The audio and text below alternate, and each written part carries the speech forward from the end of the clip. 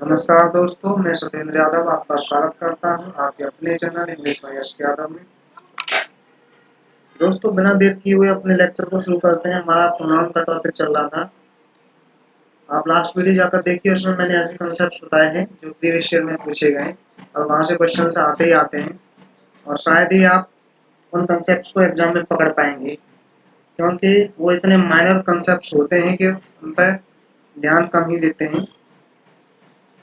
तो आप हमारे साथ बने रहिए, हम ऐसे कंसेप्ट लेकर आते रहेंगे जो कि आपके एग्जामिनेशन पॉइंट ऑफ व्यू से काफ़ी हेल्पफुल रहते हैं। तो आज हम आपके बचे हुए प्रोनाउंस को लेकर आए हैं। हमारा प्रोनाउन रहेगा आज का एम्फेटिक और रेसिप्रोकल और डिस्ट्रीब्यूटिव। हम बताएंगे आपको कि यूज किस तरीके से देखने को मिलेगा, आपको एग्जाम क्वेश्चंस किस तरीके से देखने को मिलेंगे। तो चलते हैं दोस्तों अपने स्क्रीन पर। यहाँ पर लिखा हुआ है emphatic pronoun. Emphatic pronoun Hindi में इसको कहते हैं दबाव सूचक सर्वनाम।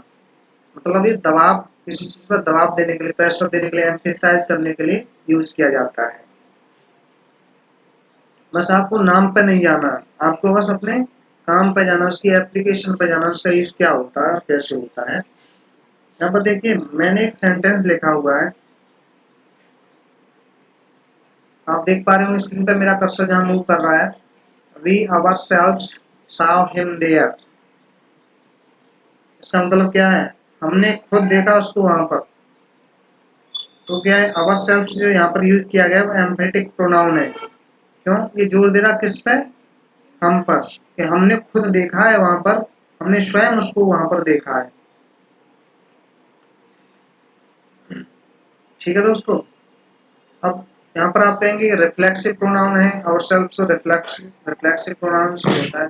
यहाँ पर दोस्तों रिफ्लेक्सिव नहीं हो, रिफ्लेक्सिव प्रोनाउन नहीं है ये। क्यों, रिफ्लेक्सिव प्रोनाउन कब यूज किए जाते हैं, जब हमारा सब्जेक्ट और ऑब्जेक्ट सेम पर्सन या थिंग हो। लेकिन यहाँ पर देखिए, सब्जेक्ट क्या, वी, हम अलग है, और हम जिसको देख रहे हैं, हिम, उसे देख रहे हैं, तो वो थर्ड पर्सन भी अलग है।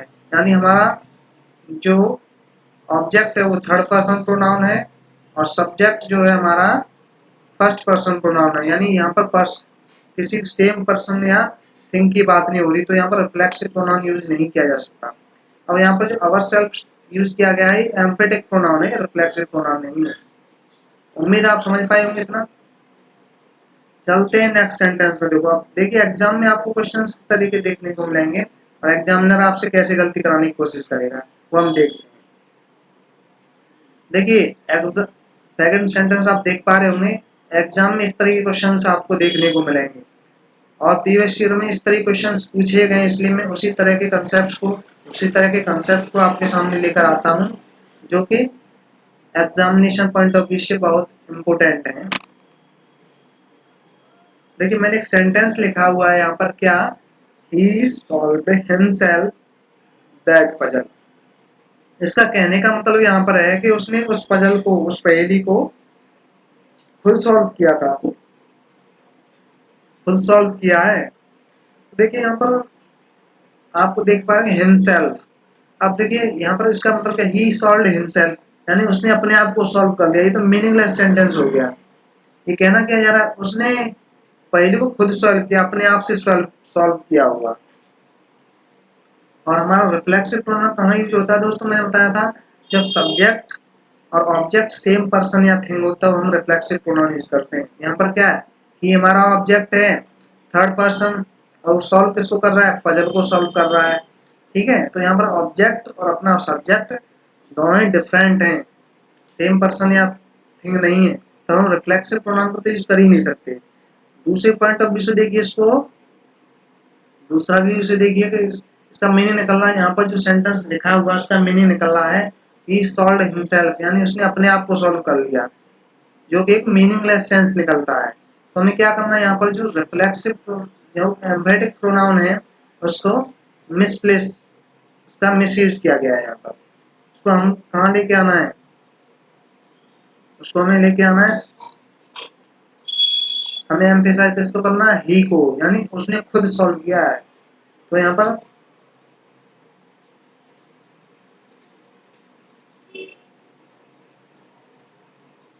देखिए, और हमारा सेंटेंस एकदम ग्रामेटिकली करेक्ट हुआ, he himself solve that puzzle, यानी उस पजल को उसने अपने आप से सॉल्व किया, स्वयं ही सॉल्व किया उसने।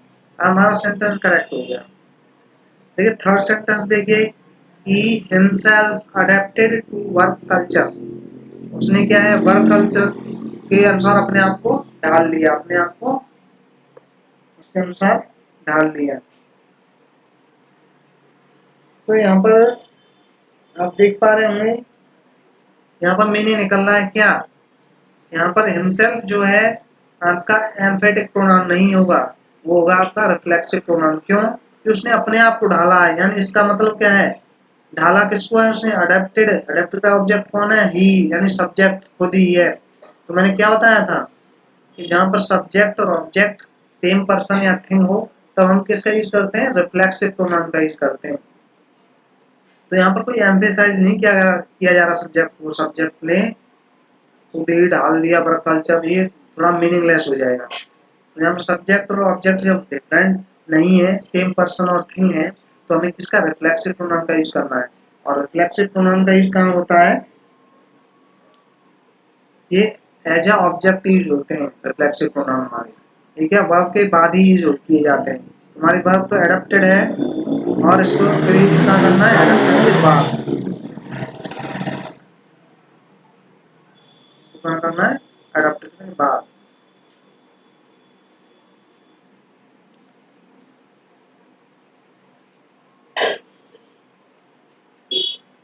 He adopted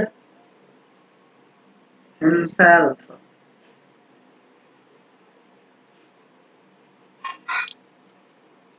अब हमारा सेंटेंस ग्रामेटिकली करेक्ट हो गया, he adapted himself to work culture, उसने अपने आप को वर्क कल्चर के अनुसार ढाल लिया।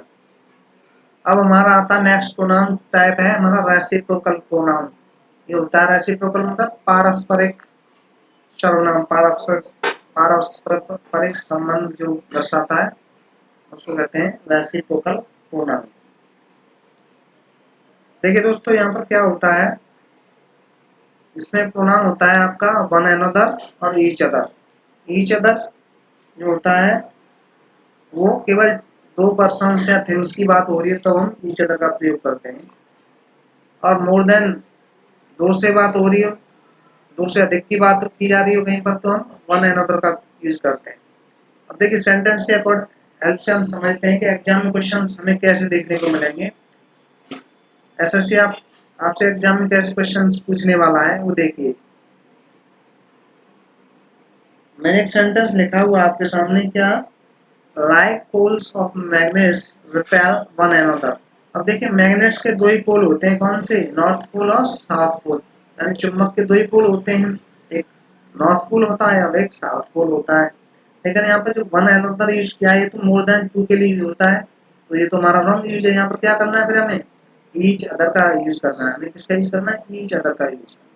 तो ऐसे कंसेप्ट आपको देखने को मिलेंगे एसएससी में, ऐसे क्वेश्चन आपको बना के देगा। यहाँ पर कहीं भी उसने ये मेंशन नहीं किया कि दो की बात हो रही है, दो से अधिक की बात हो रही है, तो अंडरस्टूड है कि मैग्नेट्स के दो ही पोल होते हैं, नॉर्थ पोल और साउथ पोल। तो जब दो की बात हो रही है तो हमें किसका यूज करना है, ईच अदर का यूज करना दोस्तों। अब हमारा सेंटेंस ग्रामेटिकली करेक्ट हो गया। देखिए सेकंड सेंटेंस देखिए, all members wished one another happy new year. सभी सदस्यों ने क्या किया कि एक दूसरे को हैप्पी न्यू ईयर विश किया, सभी सदस्यों ने हैप्पी न्यू ईयर विश किया। हैप्पी न्यू ईयर विश किया है, सभी सदस्यों ने किया है दोस्तों। तो मैं क्या मान लूं, दो से अधिक की बात की जा रही है, ठीक है, और मेंबर्स, सभी मेंबर्स, ठीक है, दो दो से अधिक की बात की जा रही है, तो यहाँ पर वन अदर का एकदम करेक्ट यूज है, क्योंकि एक अकेला मेंबर अपने आप को विश नहीं कर सकता, और मेंबर्स बहुत सारे मेंबर्स, मोर देन टू की बात हो रही है। अब देखिए थर्ड सेंटेंस देखिए, all members introduced themselves to the chairman.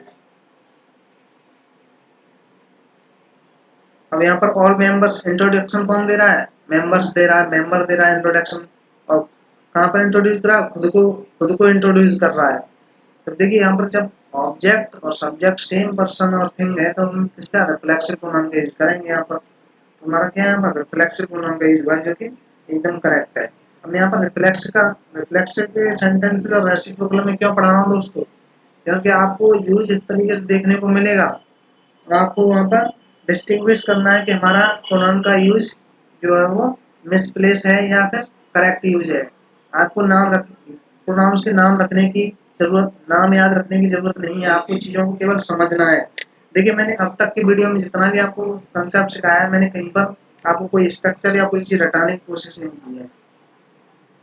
मैंने बस चीज़ों को आपको दिखाने की कोशिश की है, उसको एक्सप्लेन करके कि किस तरीके से आपसे गलती कराने की कोशिश की जाएगी एग्जाम में, तो आप उन चीज़ों को सीख लीजिए। नेक्स्ट प्रोनाउन आता है हमारा डेमोन्स्ट्रेटिव प्रोनाउन। ठीक है, डेमोन्स्ट्रेटिव प्रोनाउन। तो डेमोन्स्ट्रेटिव प्रोनाउन कौन से होते हैं, जो इशारा करते हैं संकेतवाचक, जैसे दिस दैट दोज दीज। ठीक है, अब देखिए यहाँ पर सेंटेंस लिखा हुआ आपके सामने, आर दिस योर कैटल। अब कैटल मैंने नाम टॉपिक में पढ़ा था, कैटल अपने आप में प्लूरल होता है तो इसको सिंगुलरली हम ट्रीट नहीं कर सकते। जब सिंगुलर नहीं होता तो इसके अकॉर्डिंग या प्लूरल हेल्पिंग वर्ब भी यूज होनी चाहिए और हमारा इसके लिए जो डेमोन्स्ट्रेटिव प्रोनाउन है वो भी प्लूरल के अकॉर्डिंग यूज होना चाहिए। तो आर दिस योर कैटल ये करेक्ट सेंटेंस नहीं है। हमारा कैटल जब प्लूरल प्लूरल होता है तो हम क्या करेंगे, आर दीज योर कैटल, क्या ये आपकी आपके पशु हैं। ठीक है, अब ये हमारा सेंटेंस करेक्ट हो गया। देखिए सेकंड सेंटेंस देखिए मैंने लिखा है the population of China is much more than India. इस सेंटेंस का अर्थ क्या निकलता है, इस सेंटेंस का मीनिंग निकलता है कि पॉपुलेशन ऑफ चाइना, चाइना की पॉपुलेशन है वो इंडिया से ज्यादा है। लेकिन अब ऐसा नहीं है, अब क्या हो गया है, population of India is much more than that of China. अब इंडिया की पॉपुलेशन क्या है, वो चाइना से ज्यादा हो गई है। तो हमें तो बस अपना कंसेप्ट समझना है, फैक्ट पर नहीं जाना। The population of China is much more than India. अब यहाँ पर क्या है, इस सेंटेंस में मीनिंग कुछ और निकल रहा है, लेकिन यहाँ पर जो मीनिंग, यहाँ पर जो कंपैरिजन दिया हुआ है वो क्या है, इंडिया को कंपैरिजन किया जा रहा है किससे, चाइना से कंपैरिजन किया जा रहा है। लेकिन हमें करना किसका कंपैरिजन है, चाइना की पॉपुलेशन का कंपैरिजन करना है इंडिया की पॉपुलेशन से, यानी पॉपुलेशन दोनों कंट्रीज की पॉपुलेशन का हमें कंपैरिजन करना है यहाँ पर। यहाँ हो क्या रहा है सेंटेंस में, चाइना का कंपैरिजन कर दिया किससे, इंडिया से। लेकिन यहाँ पर पॉपुलेशन, द पॉपुलेशन जो है वो क्या, उसका कोई भी मीनिंग नहीं निकल रहा है सेंटेंस। तो अब क्या करेंगे, हम करेंगे much more than that of India. That of India मतलब पॉपुलेशन ऑफ इंडिया। हम ये क्या करेंगे, दैट ऑफ किसकी तरफ इशारा कर रहा है, इंडिया की पॉपुलेशन की तरफ। अब हमारा सेंटेंस ग्रामेटिकली करेक्ट है। तो ये कुछ माइनस पॉइंट है, माइनर पॉइंट्स हैं जो मिस्टेकन पॉइंट्स होते हैं, उनको आप ध्यान में रखिए। आपको मैं एग्जाम्पल इसलिए एक्सप्लेन करके समझाता हूँ कि इस तरीके के आप सेंटेंस जब एग्जाम में देखेंगे तो ऑटोमेटिकली आपका माइंड उन चीज़ों पे स्ट्राइक करे। इसलिए मैं मोर एंड मोर एग्जाम्पल आपके सामने लेकर आता हूँ एक ही कंसेप्ट। देखिए थर्ड सेंटेंस भी उसी टाइप का, देखिए यहाँ पर लिखा हुआ है the climate of Shimla is colder than Jaipur. Shimla is colder than Jaipur, जो कि हमारा क्या है, इनकरेक्ट हो गया। हमें क्या है, क्लाइमेट का कंपेरिजन करना है, क्लाइमेट का कंपेरिजन, शिमला का क्लाइमेट और जयपुर का क्लाइमेट। तब भी हम क्या करेंगे, फिर यहाँ पर दैट ऑफ का यूज करना है, that of the climate of Shimla is colder than that of Jaipur. या दैट ऑफ जो है हमारा किसकी तरफ इशारा करता है, किसको संकेत कर रहा है, जयपुर की क्लाइमेट को। फोर्थ सेंटेंस देखिए, the colour of your shirt is brighter then mine. जो आपकी शर्ट का कलर है वो मेरी शर्ट के कलर से ब्राइटर है, ब्राइट है। तो यहाँ पर कोई सीन है कि यहाँ पर शर्ट का कंपैरिजन नहीं किया जा रहा है, यहाँ पर कलर का कंपैरिजन किया जा रहा है। जबकि यहाँ पर सेंटेंस में देखिए shirt is brighter then mine, तो यहाँ पर क्या हो जाएगा, दैट ऑफ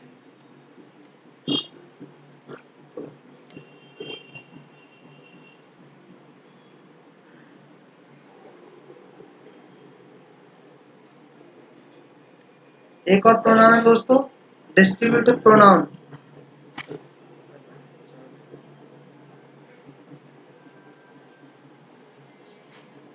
तो दोस्तों मैं समझता हूँ आज के लिए इतना काफी है, मिलते हैं नेक्स्ट वीडियो में कुछ और कंसेप्ट के साथ। आज के लिए इतना काफी है। मोस्ट वैल्यूएबल कंसेप्ट हैं आपके लिए।